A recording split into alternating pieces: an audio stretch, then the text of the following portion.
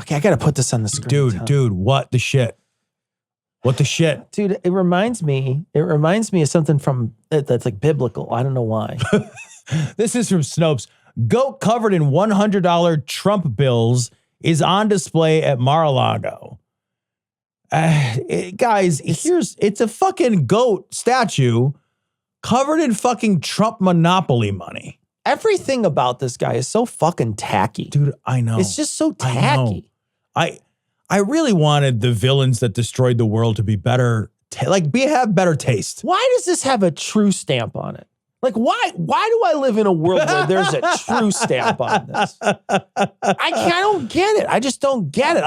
And I put it up here very specifically because there was, it has to be whether or not it's debunked or bunked, right? Yeah. We need to know whether it's bunked this or one debunked. is bunked. This one's bunked. Bunked. But you see it and you think, is it possible that that's real? Is that fake? What is this? And I'm not clicking on any Twitter links, but is that fake? Is it not? And then you see it, you're like, yeah, no, it's a real thing. And then Snopes is like, yeah, no, some crazy person who's really tacky also did a tacky thing and took a goat statue and printed out $100 bills with Trump's face on it and then put it at Mar-a-Lago. I mean, I think here's what I would say.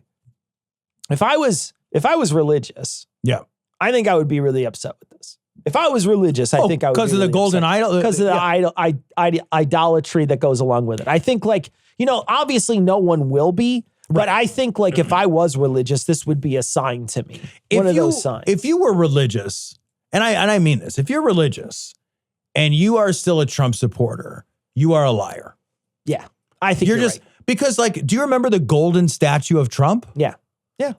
If you were religious, and I mean that you're a Trump supporter, you're lying. Yeah. You don't care. You're not religious. You're bad at your religion. You're just bad at it. Yeah. You don't care about that. Yeah. What you are is a nationalist. What you are is somebody who likes the fucking potlucks. Yeah. That's what you are. That's it. Yeah. And that makes you a bad person too. Yeah. To be honest. Those potlucks are terrible. Potlucks are the worst. Have you ever had a good potluck dinner? No. No. I can't think of a time I've had a good potluck dinner. No. I've had the best potluck dinners I've ever had, have been mediocre. Yeah. Like best case scenario. Here's the problem with the potluck dinner. One, you've got to make something that is either going to be good cold. Yep.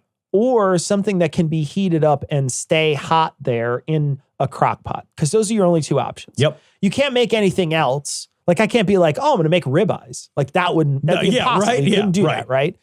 Or I'm going to make, even if it was a flank steak. Let's say I wanted to make a nice flank steak and make a little flank steak station where I made a flank steak station or something where I cut it and you came up and I got you. It still wouldn't be good. No. It would not be good.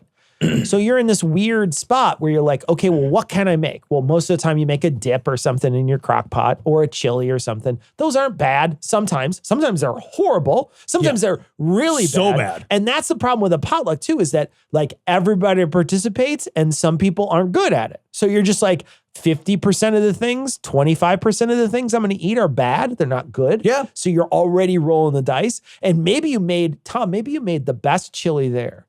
But I don't trust it because I'm not going to eat your chili because I'm like, man, I had bad chili here one other time. I'm not going to do it again. Yep, I'm done. that's true. And so I won't eat that. And then the other stuff is just cold. And cold stuff is most of the time, not all the time, but cold stuff most of the time is unappetizing. So you've basically hamstrung everybody there into making one or two things or a completely inedible thing because it's not doing either of those things. What's your most hated potluck staple? I have an answer for me. Most hated potluck staple. You know what it is? What they call in the Midwest barbecue. So they'll do sloppy joes at these things. I don't know if you've ever seen this, sloppy joes. Uh-huh. They call it barbecue out here, but it's essentially just grade beef with somebody threw some, just a bucket of sauce in. Yeah. And then they didn't drain the fat.